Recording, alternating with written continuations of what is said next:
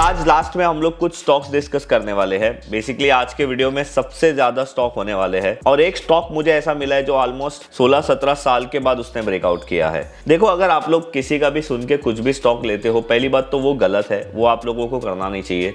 दूसरी बात, अगर आप ऐसा करते हो तो थोड़ा तो खुद का एनालिसिस करो। देखो, कभी कभी क्या होता है ना, खराब रिजल्ट, खराब चीज़ें, ये सारी चीज़ें ना सिर्फ एक फिलर होती है। मतलब मार्केट को नीचे गिरना ही होता है, किसी स्टॉक को रीटेस्ट करना ही होता है, बट जस्ट वो खराब रिजल्ट और ये सारी चीज़ें हैं ना, उसका एक रीज़न बन जाती है। और अगर आप एक स्मार्ट ट्रेडर हो तो आप लोगों को ये जो पैनिक वाली सिचुएशन है उसका प्रॉपर यूज़ करने आना चाहिए। नमस्ते दोस्तों, मैं विजय ठक्कर और आप लोगों का सबका स्वागत है हमारे एक नए स्टॉक्स फॉर द वीक के वीडियो में। अभी आज के वीडियो में हम लोग मार्केट के बारे में डिस्कस करने वाले हैं कि कौन से लेवल्स पे मार्केट आ सकता है और कहां तक ये मार्केट जा सकता है। दूसरे फैक्टर्स के बारे में बात करेंगे जो मार्केट को डायरेक्टली या इनडायरेक्टली इंपैक्ट करते हैं। और आज लास्ट में हम लोग कुछ स्टॉक्स डिस्कस करने वाले हैं। बेसिकली आज के वीडियो में सबसे ज्यादा स्टॉक होने वाले हैं। उसका रीजन ये है क्योंकि हमने जो पिछले वीडियो में कुछ स्टॉक डिस्कस किए थे ना, उसमें वापस से एक अच्छी अपॉर्चुनिटी दिख रही है और आज मुझे आप लोगों को दिखाने के लिए 3-4 दूसरे स्टॉक भी नए मिले हैं, तो वो भी मैं आप लोगों को लास्ट में दिखाऊंगा। और एक स्टॉक मुझे ऐसा मिला है जो ऑलमोस्ट 16-17 साल के बाद उसने ब्रेकआउट किया है। अभी उससे पहले मैं आप लोगों को एक इंपॉर्टेंट बात बताना चाहता हूं। मैंने आप लोगों के साथ 21 मई को एप्टेक लिमिटेड करके एक स्टॉक है, वो मैंने आप लोगों के साथ शेयर किया था और उसका ब्रेकआउट वो टाइम पे 477 पे हो रहा था।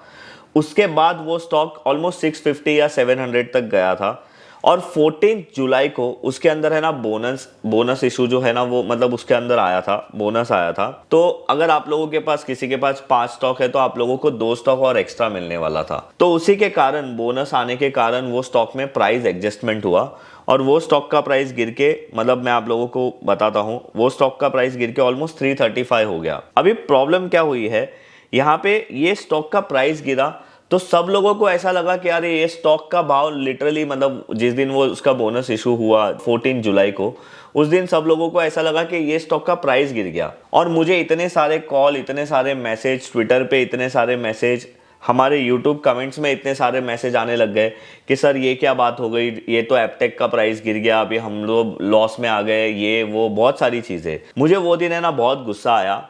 और गुस्सा क्यों आया मैं आप लोगों को बताता हूं। देखो, अगर आप लोग किसी का भी सुन के कुछ भी स्टॉक लेते हो, पहली बात तो वो गलत है, वो आप लोगों को करना नहीं चाहिए।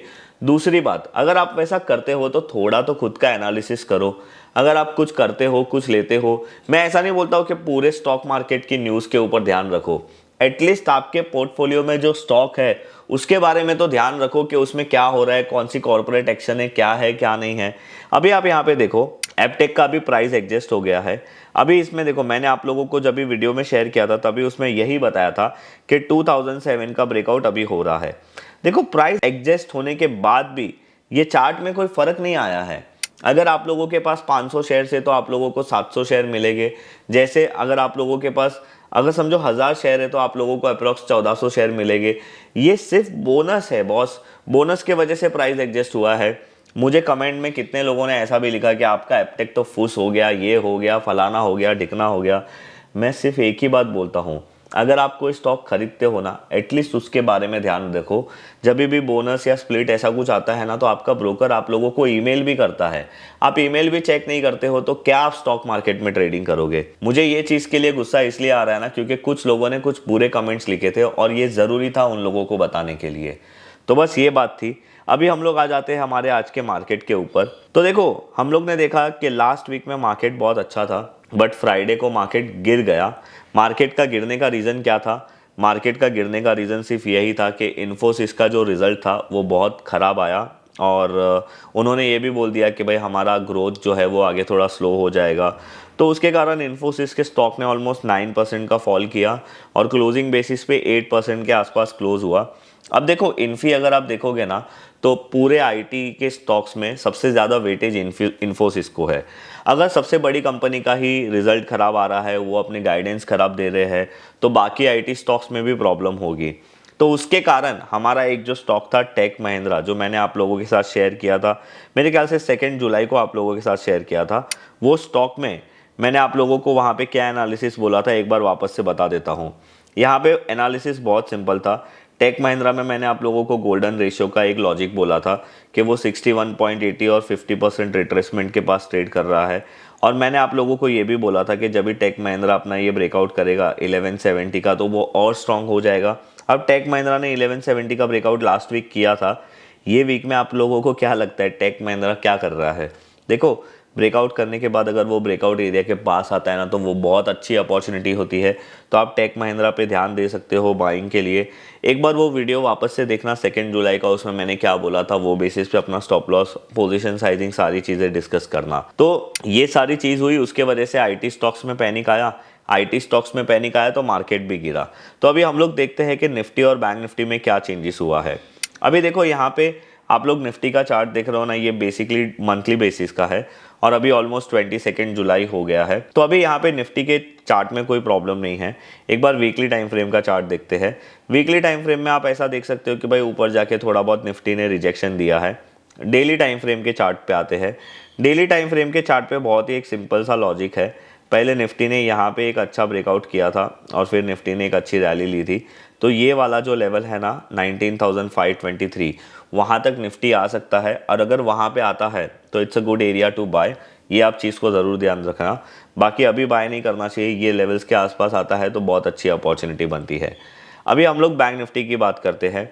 बैंक निफ्टी का भी अगर आप मंथली टाइम फ्रेम का चार्ट देखोगे तो निफ्टी के कंपैरिजन में बैंक निफ्टी का मंथली टाइम फ्रेम का चार्ट बहुत ही स्ट्रांग है। अगर हम लोग वीकली टाइम फ्रेम का देखेंगे तो वो भी फिलहाल बेटर ही है, स्ट्रांग ही है, आप बोल सकते हो। और अगर हम लोग डेली टाइम फ्रेम का चार्ट देखोगे तो बैंक निफ्टी में भी बहुत सिंपल है। ये एक स्पिनिंग टॉप बना था, उसका हाई था 45,655। अभी 46,070 के आसपास चल रहा है बैंक निफ्टी। अगर आप लोगों को यहाँ पे मिलता है बैंक निफ्टी ये सपोर्ट के पास और यहाँ पे पॉजिटिव रिजेक्शन आता है तो ये एक अच्छी अपॉर्चुनिटी होगी बैंक निफ्टी में भी बाइंग करने के लिए। तो ये था हमारा निफ्टी बैंक निफ्टी का व्यू। अभी देखो आप लोगों को मैं एक बात बताता हूँ। अगर हम लोग लास्ट वीक सेक्टर्स की बात करेंगे ना तो जो सबसे अंडर परफॉर्मिंग सेक्टर था वो था आईटी, उसके बाद रियलिटी, मेटल और यूएसडी का तो ठीक है।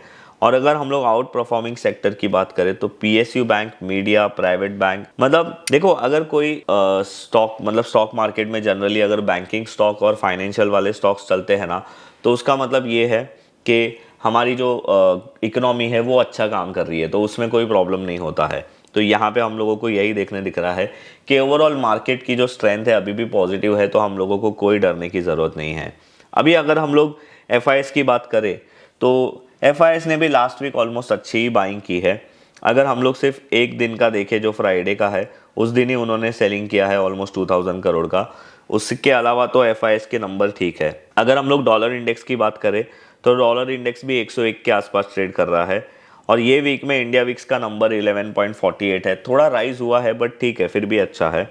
और अगर हम लोग क्रूड ऑयल की बात करें तो वो $76.80 के आसपास ट्रेड कर रहा है। तो ये था हमारा पूरा मार्केट का एनालिसिस के मार्केट में मुझे क्या लग रहा है। देखो ओवरऑल मार्केट अभी भी स्ट्रांग है बट मैंने आप लोगों को जो इंपॉर्टेंट लेवल बताया ना वो लेवल पे आप ध्यान रखो और वो लेवल के पास मार्केट आता है तो बाय करिए। और मैंने आप लोगों को टेक महिंद्रा का भी एक अच्छा लॉजिक बता दिया। देखो कभी कभी क्या होता है ना, खराब रिजल्ट, खराब चीज़ें, ये सारी चीज़ें ना सिर्फ एक फिलर होती है। मतलब मार्केट को नीचे गिरना ही होता है, किसी स्टॉक को रीटेस्ट करना ही होता है, बट जस्ट वो खराब रिजल्ट और ये सारी चीज़ें हैं ना उसका एक रीज़न बन जाती है। और अगर आप एक स्मार्ट ट्रेडर हो तो आप लोगों को ये जो पैनिक वाली सिचुएशन है उसका प्रॉपर यूज़ करने आना चाहिए। तो अभी ये सारी चीज़ हो गई।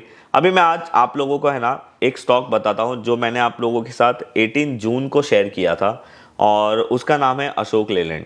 अभी देखो अशोक लेलैंड का ये मंथली टाइम फ्रेम का चार्ट है और मैंने आप लोगों को 18 जून में यही बोला था कि Ashok Leyland almost life time high के पास है, अगर इसने ये ब्रेक कर दिया तो बहुत अच्छा हो जाएगा।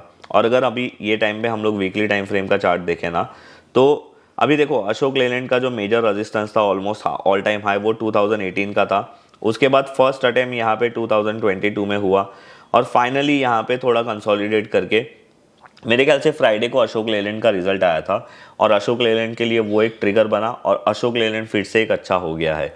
तो अगर आप एक शॉर्ट टर्म ट्रेडर हो और आप एक पीसफुल इन्वेस्टमेंट करना चाहते हो विथ नॉर्मल रिस्क तो आप अशोक लेलैंड में देख सकते हो। अशोक लेलैंड का स्टॉप लॉस और टारगेट ये सारी चीज़ें मैंने अपने 18 जून वाले वीडियो में बोली है।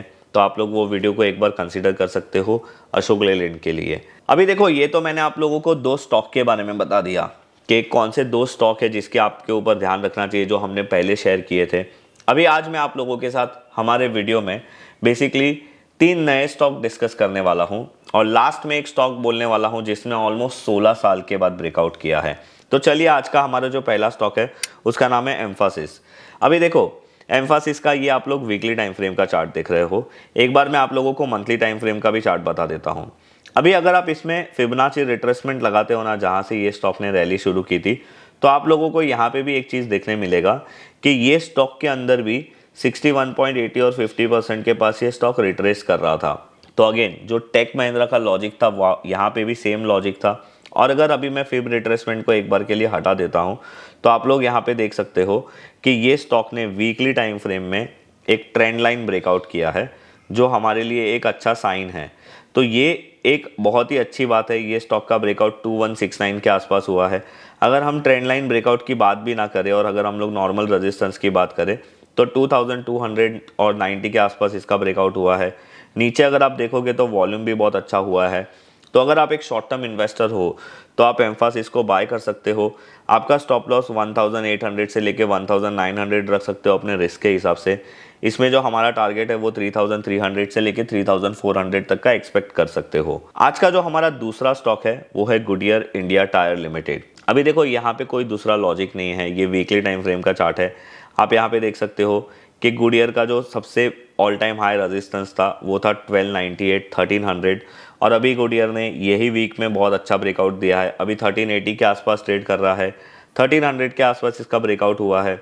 अगर आप लोगों को स्टॉप लॉस लगाना है तो आप 1170 का लगा सकते हो। टारगेट कैलकुलेशन के लिए बहुत ही सिंपल है, हम हमारा रेंज कैलकुलेशन मेथड यूज़ करेंगे। आपको ये रेंज निकाल के ब्रेकआउट के बाद ऐड कर देनी है, तो आप लोगों को इसका अपसाइड टारगेट दिखेगा 2070 तक, और मैंने आप लोगों को स्टॉप लॉस बताई दिया 1170 तक का। तो ये स्टॉक को भी आप अपनी वॉच लिस्ट में रख सकते हो एक शॉर्ट टर्म इन्वेस्टमेंट के लिए। अभी आज का जो हमारा ये वाला स्टॉक है ना, जिसके बारे में मैं अभी आप लोगों को बताने वाला हूँ, उसका नाम है पीरामल फार्मा लिमिटेड। अभी इसमें देखो, इसमें कोई ब्रेकआउट का लॉजिक नहीं है, इसमें कोई कंसोलिडेशन वाला लॉजिक नहीं है। ये स्टॉक में लॉजिक बहुत सिंपल है।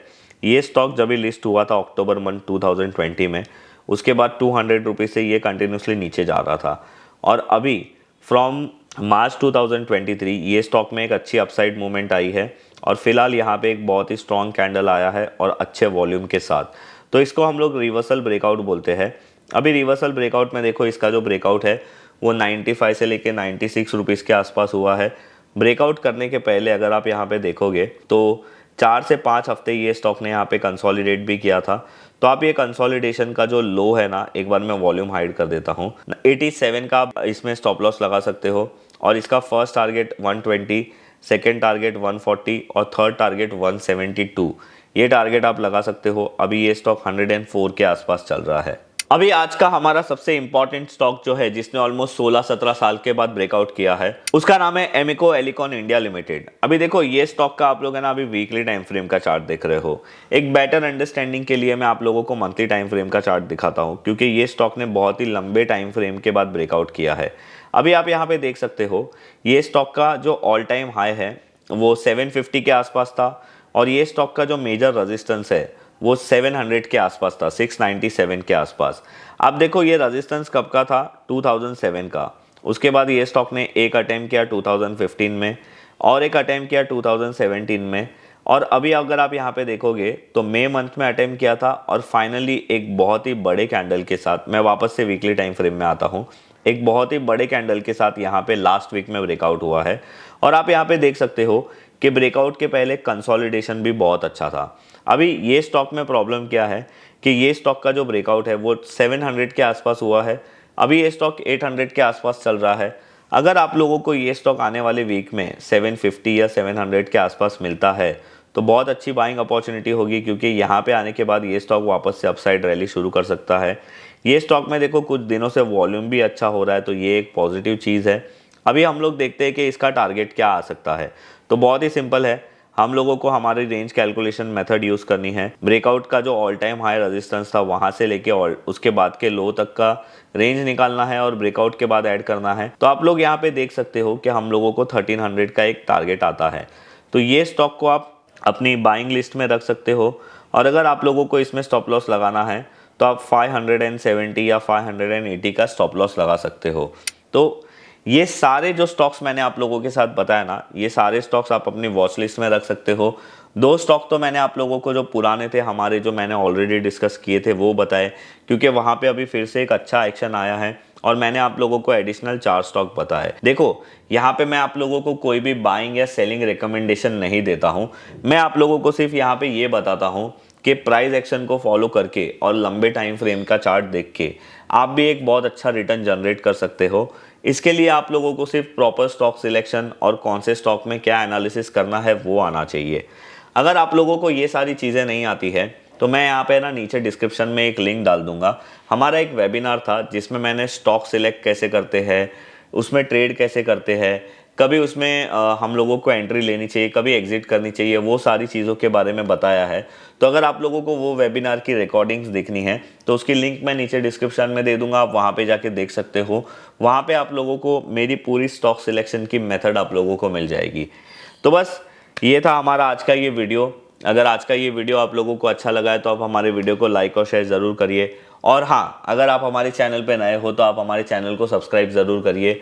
मैं मिलूंगा आप लोगों के साथ ऐसे ही कोई नेक्स्ट वीडियो में, तब तक के लिए बाय बाय।